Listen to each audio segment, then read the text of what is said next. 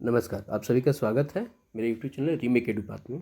आज हम लोग बिहार शिक्षक भर्ती परीक्षा 2.0 की आवेदन प्रक्रिया को हम जानेंगे। इस आवेदन प्रक्रिया में क्या क्या हमें करना ज़रूरी है, कितने स्टेप हैं, और हमें आवेदन अगर करना है तो आवेदन करने से पहले हमारे पास क्या क्या चीज़ें होनी चाहिए। तो आइए वीडियो को शुरू करते हैं और देखते हैं। अब देखिए, आवेदन में जो सबसे पहला काम है आपका, 4 काम आपको करने हैं। 4 काम कौन से? पहला काम रजिस्ट्रेशन, रजिस्ट्रेशन के बाद आपको पेमेंट, उसके बाद पेमेंट के बाद आपको एप्लीकेशन यानी फॉर्म भरना है, ठीक है। और उसके बाद जब फॉर्म भरा जाएगा तो आपको वो क्या, पूरा एप्लीकेशन फॉर्म डाउनलोड करना है। ये 4 प्रक्रियाएं हैं। सबसे पहला रजिस्ट्रेशन यानी पंजीकरण, उसके बाद पेमेंट करना है, उसके बाद फॉर्म भरना है और उसके बाद फॉर्म को डाउनलोड करना। ये 4 काम है।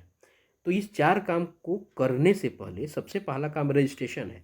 तो रजिस्ट्रेशन करने से पहले हमारे पास चीज़ें होनी क्या क्या चाहिए। ऐसा ही नहीं कि ऐसे ही मुंह उठा के हम चल दिए। अगर साइबर कैफ़े में कराना है, चाहे मोबाइल अपने ही मोबाइल से करना है, लैपटॉप से करना है, तो ऐसे ही बैठ गए, तो जी नहीं। बैठने से पहले आपके पास कुछ चीज़ें होनी आवश्यक है, उसके बिना काम होगा नहीं। तो क्या क्या आवश्यक है आइए देखते हैं। अब यहाँ इसी प्रपत्र के अकॉर्डिंगली चलते हैं। आवेदन फॉर्म भरने से पूर्व अभ्यर्थी सुनिश्चित कर लें कि अभ्यर्थी के पास वैलिड और working email ID, mobile number मौजूद है। ध्यान रखिए, आपके पास मोबाइल नंबर और ईमेल आईडी होना जरूरी है, क्योंकि सारा करस्पॉन्डेंस परीक्षा फल से लेके और बीच में कोई भी करस्पॉन्डेंस होगा इन्हीं दोनों से होगा। तो ये आपको इन दोनों का होना आपके पास बहुत जरूरी है। दूसरा, आयोग के ऑफिशियल वेबसाइट पर प्रदर्शित संबंधित विज्ञापन के अंकित बिंदुओं का ध्यानपूर्वक अध्ययन कर लिए हैं एवं विज्ञापन के अनुरूप सभी वांछित प्रमाण पत्र दस्तावेज मूल रूप से अभ्यर्थी के पास उपलब्ध है। अब यहाँ दूसरा है कि आपके पास वो सारे डॉक्यूमेंट्स उपलब्ध हो जो जो पीपीएससी इस फॉर्म भरने के लिए वो उसने रिक्वायरमेंट दी है कि इन प्रमाण पत्रों को, तो सारे के प्रमाण पत्र आपके पास वो उपलब्ध होने चाहिए, ठीक है।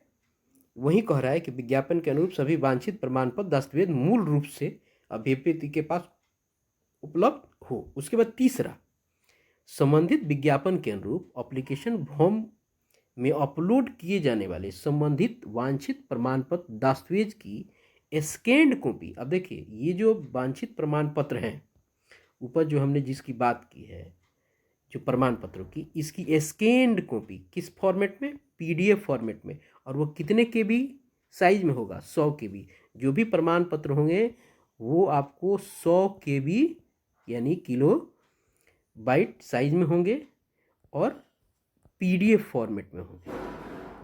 पीडीएफ फॉर्मेट में होंगे, पोर्टेबल डॉक्यूमेंट फॉर्मेट इसका नाम होता है। आइए देखते हैं। उसके बाद है, जिस डेस्कटॉप लैपटॉप से आवेदन कर रहे हैं उसे अच्छी क्वालिटी का वेबकैम उपलब्ध हो। जहाँ कर रहे हैं उसमें अच्छी वेबकैम हो, क्योंकि आपकी जो फ़ोटो है उसी वेबकैम के माध्यम से ली जानी है। इसलिए अगर मान लीजिए किसी मोबाइल से कर रहे हैं तो ध्यान रखिए उसका फ्रंट कैमरा भी सही होना चाहिए। चाहे लैपटॉप है उसमें सही ढंग से उसका वो काम कर रहा होगा, फ्रंट कैमरा वेबकैम जो है क्वालिटी उसकी अच्छी हो, ताकि सुनिश्चित हो जाए कि आपका जो फ़ोटो कैप्चर होगा वो सही आए। और जब फ़ोटो कैप्चर कर रहे हैं तो पीछे जो बैकग्राउंड जो होगा वो हल्के या सफ़ेद रंग का हो। अगर आप फ़ोटो खिंचा रहा है आपका, तो पीछे जो बैकग्राउंड होता है वो हल्के सफ़ेद रंग का होगा और पर्याप्त रोशनी हो। उसके बाद अपलोड किए जाने वाले हिंदी और अंग्रेजी हस्ताक्षर स्कैन्ड इमेज जेपीजी या जेपेग फॉर्मेट में 15 केबी के साइज में, डायमेंशन क्या होगा? 220 गुना 100 पिक्सल में होगा। तो आपको ये जानकारी होगी कि आपके पास क्या क्या होना चाहिए। आपके पास ईमेल आईडी और मोबाइल नंबर होना चाहिए। उसके बाद जो भी आपके रिक्वायर्ड डॉक्यूमेंट है उसका पीडीएफ फॉर्मेट में स्कैन्ड कॉपी होना चाहिए 100 केबी के साइज में। उसके बाद जिससे आप अपना फॉर्म भर रहे हैं वो अच्छी, उसका वेब कैम क्वालिटी अच्छी होनी चाहिए। फ़ोटो जब खिंचाएगा तो पीछे बैकग्राउंड वो हल्का और सफ़ेद रंग का होगा। उसके बाद आपका हिंदी और अंग्रेजी में हस्ताक्षर जो है वो स्कैन कॉपी में जेपीजी और जेपेग फॉर्मेट में होना चाहिए और उसका साइज 15 KB होना चाहिए, डायमेंशन 220 गुना 100 पिक्सल का हो। यह आपके पास उपलब्ध है तो आप फॉर्म भरने के लिए बैठें, चाहे फॉर्म भरने के लिए जाएं। और ये सारी चीज़ें अगर आप जा रहे हैं अगर साइबर कैफ़े में चाहे अपने पास है, तो ये चीज़ें लेके आपने बैठे। अब उसके बाद पहला प्रक्रिया रजिस्ट्रेशन शुरू करेंगे। आवेदक सर्वप्रथम बिहार लोक सेवा आयोग के ऑनलाइन पोर्टल पे हम जाएंगे। ऑनलाइन वहाँ जाकर ऑनलाइन रजिस्ट्रेशन का टैब होगा, उसको क्लिक करेंगे और जिस पद के लिए आवेदन करना है उसके सामने अप्लाई ऑनलाइन का बटन क्लिक करेंगे और रजिस्ट्रेशन पेज पर अभ्यर्थी अपनी संबंधित सूचनाएं भरेंगे और सबमिट बटन को क्लिक करेंगे। उसके बाद स्क्रीन पर यूजर नेम और पासवर्ड प्राप्त होगा, जिसे registered mobile number email ID पर भी देखा जा सकता है। सबसे पहले जाएंगे तो रजिस्ट्रेशन करेंगे, जो रिक्वायरमेंट फील्ड है फिल करेंगे और वो जब फिल हो जाएगा सबमिट कर देंगे तो एक स्क्रीन पे यूजर नेम पासवर्ड भी आ जाएगा, आप उसको तत्काल लिख भी लीजिएगा और अगर आप नहीं भी लिख रहे हैं तो आपके रजिस्टर्ड मोबाइल और ईमेल आईडी पर भी वो आ जाएगा। उसके बाद चलता है पेमेंट का प्रोसेस। अब पेमेंट होगा, अब पेमेंट की बात है।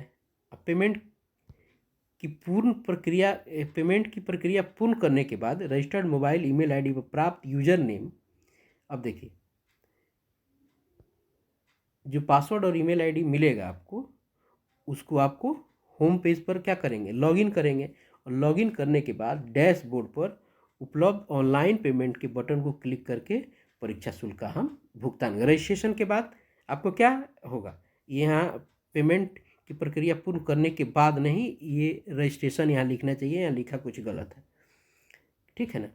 रजिस्ट्रेशन के बाद आपका पेमेंट की प्रक्रिया होगी।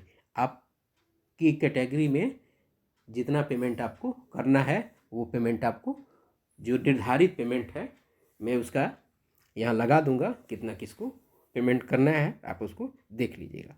यहाँ पेमेंट रजिस्ट्रेशन जब हो जाएगा, यहाँ नोट में क्या लिखा है देख लेते हैं। रजिस्ट्रेशन के बाद परीक्षा शुल्क का ऑनलाइन पेमेंट करने से पूर्व अभ्यर्थी सुनिश्चित कर लें कि रजिस्ट्रेशन में प्रविष्टि की गई सारी सूचनाएँ सही हैं। पेमेंट के बाद अभ्यर्थी रजिस्ट्रेशन की गई प्रविष्टि में एडिट करने का कोई प्रावधान नहीं कर सकेंगे। यानी कहने का मतलब है कि अगर आप पेमेंट कर रहे हैं तो पेमेंट करने से पहले रजिस्ट्रेशन में सारी चीज़ों को एक बार से देख लें कि कहीं कुछ चीज़ें गलत तो नहीं हुई है, क्योंकि अगर पेमेंट हो जाता है उसके बाद रजिस्ट्रेशन में की हुई एंट्री में सुधार संभव नहीं है, यह बात वो कह रहा है।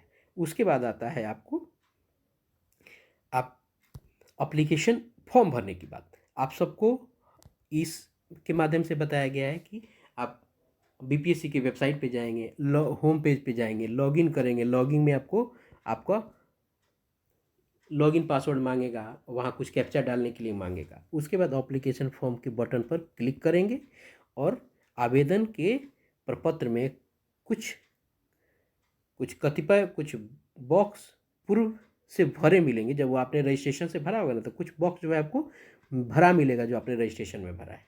उसके बाद संबंधित विज्ञापन के अनुरूप एप्लीकेशन फॉर्म में निर्धारित स्थान पर सभी वांछित प्रमाण पत्र दस्तावेजों की स्कैन कॉपी आप अपलोड करेंगे।